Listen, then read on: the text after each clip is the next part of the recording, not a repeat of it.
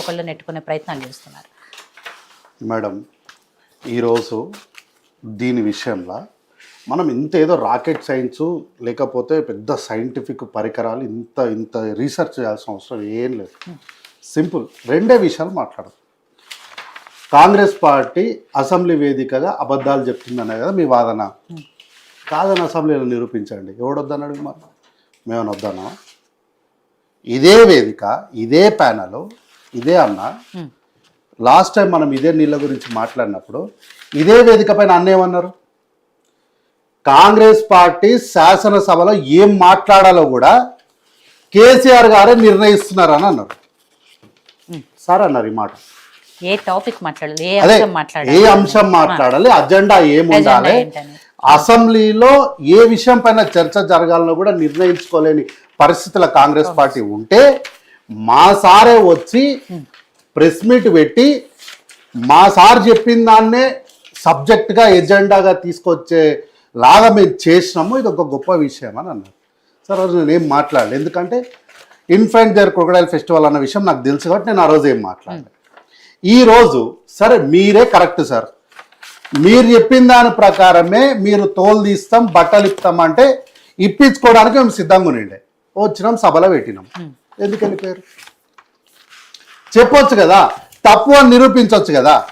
హరీష్ రావు గారు పెద్ద స్క్రీన్ పెట్టి చాలా కాగితాలు ఒక పెద్ద ఆల్ ఇన్ వన్ పెట్టుకొని ఇట్లా అట్లా అని చేతిలో లేజర్ లైట్ పట్టుకొని చెప్పిండు కదా. సరే మీకు పీపీటీ ప్రజెంటేషన్ ఇవ్వడానికి మీకు అవకాశం ఇవ్వరు, మీరు ఇచ్చిరా గతంలో? పీపీటీ ప్రజెంటేషన్ ఇచ్చిపెట్టుర్రి, మీరు గతంలో మాట్లాడడానికి అవకాశం ఇవ్వలేదు, ప్రతిపక్షానికి మాట్లాడే అవకాశం ఇవ్వలేదు. మాట్లాడే అవకాశం ఇచ్చినప్పుడు నేను ప్రిపేర్ అయ్యి రాలేదు అని అదే నెక్స్ట్ పాయింట్. అదే థ్యాంక్ యూ మేడం. ప్రిపేర్ అయ్యి రాలేదు అని అంటే కల్వకుంట్ల చంద్రశేఖర్ రావు గారు ఆ విషయం అక్కడ మాట్లాడకుండా ఓ సభలోకి వచ్చి ఏ మాట వాడిరో మనకు తెలుసు కదా. సరే ఆయన పెద్ద ఆయన గురించి అయితే నేను ఆ మాట వాడను, వారంటే నాకు అపారమైనటువంటి గౌరవం ఉంది. హరీష్ రావు గారు ఏం మాట, మరి హరీష్ రావు గారు ఏం చేశారు? నేను కూడా ప్రిపేర్ అయ్యి రాలేదనే కదా చెప్పింది. ఇది ఉత్తమ్ కుమార్ రెడ్డి గారు ఒకసారి చెప్తేనే అంత పెద్ద మాట వాడినరు. హరీష్ రావు గారు ప్రతిసారికి ఇదే మాట్లాడతాడు. పోయినసారి కూడా ఇట్లానే మేము ప్రిపేర్ అయ్యి రాలేదు అధ్యక్ష అంటే ఎలా మినిస్టర్ గారు లేచి సార్ వాళ్ళకి ఎంత సమయం కావాలో అంత సమయం ఇవ్వండి, ఇస్తే వాళ్ళు ప్రిపేర్ అయ్యి వస్తారు సభ్యులు అని చెప్పారు. హరీష్ రావు గారు ఏమంటారు? ఎప్పుడో 3:30 ప్రిపేర్ చేసి మాకు 2 గంటలకు పంపించారు సార్ అని. నాకు తెలియక అడుగుతా, ఈ రాష్ట్రమే కాదు, కాంగ్రెస్ ప్రభుత్వమే కాదు మేడం, దేశంలో ఉన్న 29 రాష్ట్రాల్లో నిజంగా ప్రభుత్వ ఉద్యోగులు 2:30, 3, 4 గంటలకు అర్ధరాత్రులు మేల్కొని నుండి పనిచేస్తే మన దేశం ఎప్పుడో ప్రపంచ దేశాలను దాటిపోయేది. ఏ రాష్ట్రంలో కూడా ఇట్లా పనిచేయరు. మరి సార్కి ఎవరు 3:30కు పంపించారో నాకు తెలియదు. అర్ధరాత్రి పంపించారంట, 3:30కు ప్రిపేర్ చేస్తే 2 గంటలకి కింద పంపించారంట. నేను కూడా కన్ఫ్యూజ్ అయినా, 2:03 వస్తుందా 2 ముందర వస్తుందా అంటే. సార్ ఏంటంటే సార్ ఇట్లా కావాలంటే అట్లా మాట్లాడుకొని అందంగా ఆవేశంగా గట్టిగా అరుస్తే ప్రజలు మేము ఏం చెప్పినా పిచ్చోళ్ళలా నమ్మేస్తారని వాళ్ళు అనుకుంటారు. కాదు. అయితే మీరు సమయం అడిగేది ఉండే ప్రిపేర్ అవ్వడానికి. గతంలో మీరు ఎట్లయితే ప్రిపేర్ అవ్వడానికి సమయం అడిగినరో గట్లనే సార్ మేము ప్రిపేర్ కావాలి మాకు సమయం ఏంటని అడిగేది ఉండే. గట్లా కాకుండా ఈరోజు కవితకు అడిగిన క్వశ్చన్ నేను కూడా అడుగుతా. నేనే కవితకు మద్దతు ఇయ్యను, కానీ వారొక వ్యాలిడ్ క్వశ్చన్ అడిగారు కాబట్టి నేను అడుగుతున్నాను. గతంలో కేసీఆర్ని అన్ని మాటలు అంటే మీరు ఎదుర్కొని సమాధానం చెప్పడానికో కూర్చునడానికి ఉన్నటువంటి మీరు ఒక మాట అనేసరికి మీరు అసెంబ్లీ మొత్తాన్నే బాయ్కాట్ చేసి ఎందుకు వెళ్ళిపోయినరు? సార్ ఆ రోజుకు బాయ్కాట్ చేసేది ఉండే, మొత్తాన్ని సెషన్ ఎందుకు బాయ్కాట్ చేసిండ్రు? మీ దగ్గర ఇంత సమాచారం ఉంది, ఇంత పెద్ద ఆల్ ఇన్ వన్ ఉంది, మీరు ఇంత పెద్ద ఇమ్మెన్స్ నాలెడ్జ్ ఉంది కదా, ఇదంతా వచ్చి సభలో చెప్తే బీఆర్ఎస్ పార్టీ కార్యకర్తలు ఎందుకు వినాలి? రాష్ట్ర ప్రజలంతా వింటుండే కదా. మీరు పెట్టిన ప్రతి కాగితం, మీరు ప్రింట్ తీసుకొని వచ్చిన ప్రతి కాగితం కూడా ఎవిడెన్షియల్ డాక్యుమెంట్ అవుతుండే కదా. ఈరోజు నేను రాసిన పేపర్కి విలువ లేదు మేడం, ఇది జస్ట్ ఒక వైట్ పేపర్. దీన్ని ఫ్రాంక్లింగ్ చేస్తే ఈ కాగితానికి విలువ వస్తుంది. అట్లాగే ఇదే రాసిన కాగితాన్ని గదే సభలో పెట్టింటే అది చరిత్రలోకి వస్తుండే, రికార్డులకు వస్తుండే, ఎవిడెన్షియల్ డాక్యుమెంట్ అవుతుండే. అప్పుడు బట్టలు మీరిపుతుండ్రో మేపుతుండ్రో తెలుసుకుంటుండే.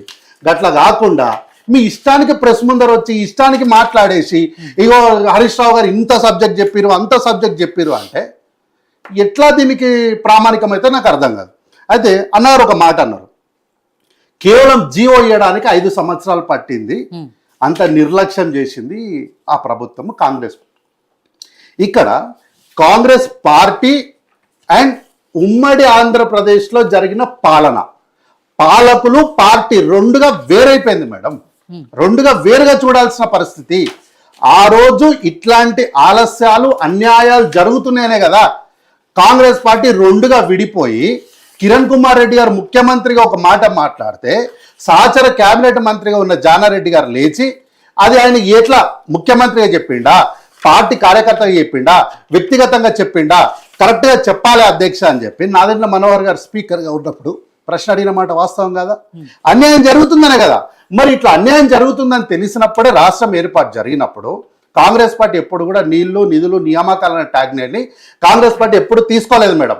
ఇది బీఆర్ఎస్ పార్టీ మాత్రం తమ కోసం తీసుకున్నటువంటి నిర్ణయము. అయితే సరే ప్రజలు ఆదరించిన 2014లో ఓకే యాక్సెప్టెడ్, మేము తీసుకున్నాం ఓటమిని, తీసుకొని సభకు వచ్చి మాట్లాడినాం. అయితే మీరు ముఖ్యమంత్రిగా ఉన్నప్పుడు ఎందుకు మీరు హక్కుల కోసం పోరాటం చేయలేదు? ఏమన్నా అంటే ఇది శాశ్వతమైనటువంటి నిర్ణయాలు కావు, కీలకమైన నిర్ణయాలు కావు, దీనికి ఇంకా చాలా సమయం వేచి ఉంది అన్నప్పుడు ఏదైనా సరే తెలంగాణలో ఒక సామెత ఎత్తారు, ఏదైనా సరే మొక్కైనప్పుడు వంచకపోతే మానైనాక వంగదు అని ఒక సామెత చెప్తారు. మీరు ఇనిషియల్ స్టేజ్లోనే దీనికోసం పోరాటం చేయకుండా రాజీ పడి వచ్చి ఈరోజు వచ్చి మమ్మల్ని అంటే మేమేం చేస్తాం? అయితే నీళ్ళ గురించి కల్వకుంట్ల చంద్రశేఖరరావు గారు తెలంగాణకు మరణ శాసనం రాసిరు అంటే వీళ్ళందరూ ఒంటెత్తు కాల మీద లేచిరు.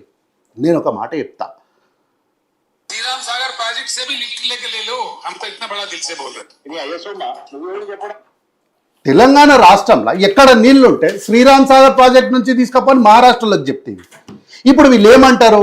లేదు తెలంగాణ రాష్ట్ర ముఖ్యమంత్రి అన్ని అబద్ధాలు చెప్తున్నాడు, ఆంధ్రప్రదేశ్ రాష్ట్రంలో ఉన్నటువంటి ప్రతి రాజకీయ నాయకుడు ఆ ప్రభుత్వము సత్యహరిశ్చంద్రుడికి కజిన్ బ్రదరు, వాళ్ళు చెప్పేటివే నిజాలు అంటారు కదా. అంటే నిమ్మల రామానాయుడు గారు చెప్పింది నిజం అంటారు, జగన్మోహన్ రెడ్డి గారు మీకు ఆగర్భ మిత్రులని మీరే ఒప్పుకుంటారు కదా.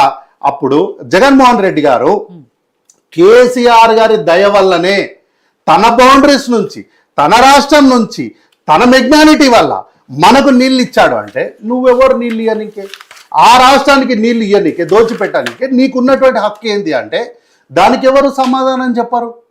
ఆ రోజు మీరు ఎందుకు జగన్మోహన్ రెడ్డి గారిని ఎందుకు మీరు ప్రశ్న వేయలేదు? సార్ ఆ రోజు అంటే ఇడిచిపెడదాం, ఈ రోజు వరకు కూడా ఎందుకు వేయరు?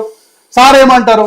90% పాలమూరు రంగారెడ్డి కంప్లీట్ చేసినాం, మీదేమో కాళేశ్వరం 3 ఏళ్లల్లో కొబ్బరికాయ కొడతారు, గుమ్మడికాయ కొడతారు.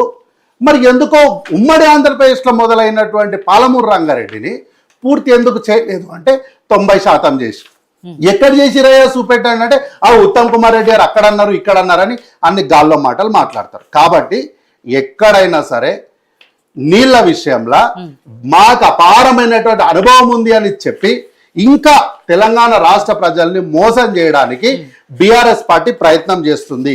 బీఆర్ఎస్ పార్టీ యొక్క ఉనికి తెలంగాణ రాష్ట్రంలో మొత్తాన్ని కూడా కూలిపోయిందని గ్రహించినటువంటి గౌరవనీయులు మాజీ ముఖ్యమంత్రి వర్లైనటువంటి చంద్రశేఖరరావు గారు మళ్ళీ నీళ్లను అడ్డం పెట్టుకునే రాజకీయం చేస్తాడు అని గతంలో ప్రెస్ మీట్ పెట్టి ముఖ్యమంత్రి గారు చెప్పిన మాట వాస్తవమా కాదా? నేను ఇదే వేదిక పైన చాలాసార్లు డేట్లతో ఒకసారి చెప్పిన మాట మీకు తెలుసు. కాబట్టి ఈరోజు కూడా తెలంగాణ రాష్ట్రమే మాకు ముఖ్యము తప్ప రాజకీయాలు ఏమన్నట్టు తర్వాత వేసుకుందాం. నీళ్ళ విషయంలో నో కాంప్రమైజ్. సో నరసింహనాయుడు గారు, ఇదే 2 రాష్ట్రాల మధ్య దాదాపు 12 సంవత్సరాల నుంచి సమస్యకి ఒక క్లారిటీ రావట్లేదు, పరిష్కారం దొరకట్లేదు. కాబట్టి ఏం జరుగుతుంది అని